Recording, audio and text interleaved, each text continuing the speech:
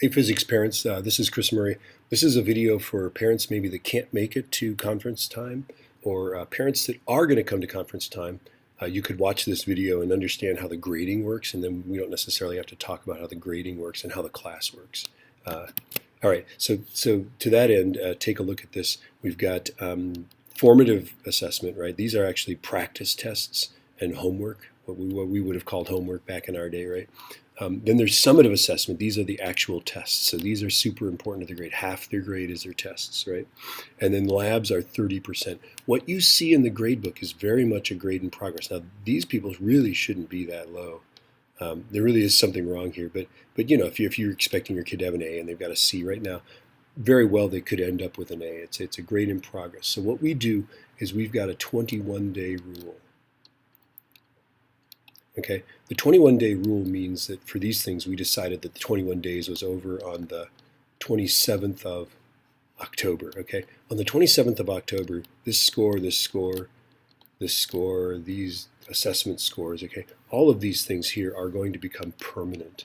Okay, now this is sad. Now, oh, by the way, if they haven't taken an assessment, they get to take it, right?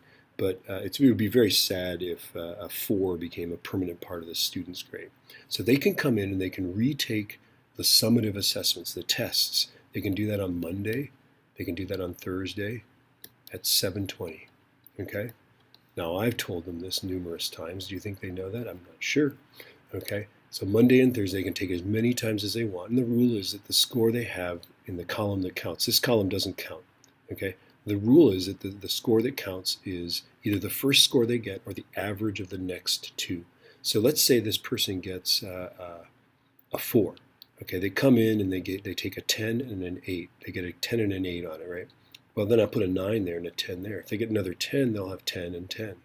Okay, so it's always either the first score you get or the average of the last two.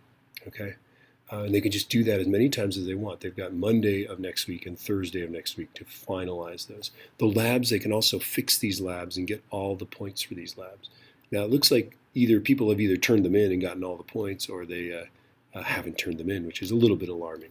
Okay. My promise to you is that I will not track your child down and nag them about missing assignments. They need to be responsible. They're almost college students. These kids with zeros need to be aware that they need to turn those assignments in. Anyway, that's how the 21-day rules works. And let's just take a look at the website just for kicks. Okay, so if you go to the physics website, it looks kind of like this. This is the side that's for regular physics. So you go to there, right? And then this is the chapter that we're on.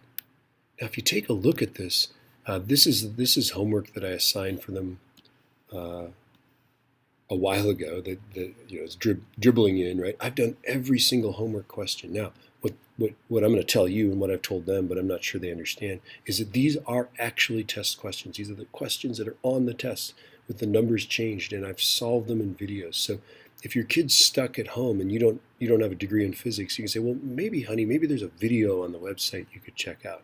I show them, I explain it to them, and then here's free fall, right? A lot of them are getting ready for these tests, right? I've done all these things. I've done every single free fall problem on the website. Okay. There's even, if you look, there's even instructional videos. This is stuff that I teach in the class.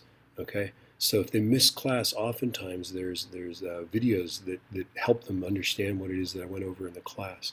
I even have little videos that explain how to do the labs. Okay. So if they get stuck on the lab and they're working on the lab at home, they can look at those videos, and I think it explains pretty clearly how to do the labs, how to write them up, how to answer the questions. Okay, let's go back to PowerPoint here. All right, and then if you take a look at the syllabus that we have, I give the kids this calendar or the syllabus, right? It shows this is the date, this is everything that we do on that date, right? Notice that that like on this day, I actually have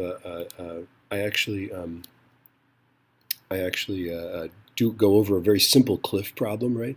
Then that night they watch a video that is a very involved cliff problem, right? And then in that the next day they actually sit down and they work on a formative piece of work here called the Cliff Quizlet. I can walk around the room and I can actually coach them one-on-one. No, you didn't draw the arrows correctly. Oh, you need to calculate the time. No, that's not right. Oh, yeah, that's a good job on that, right?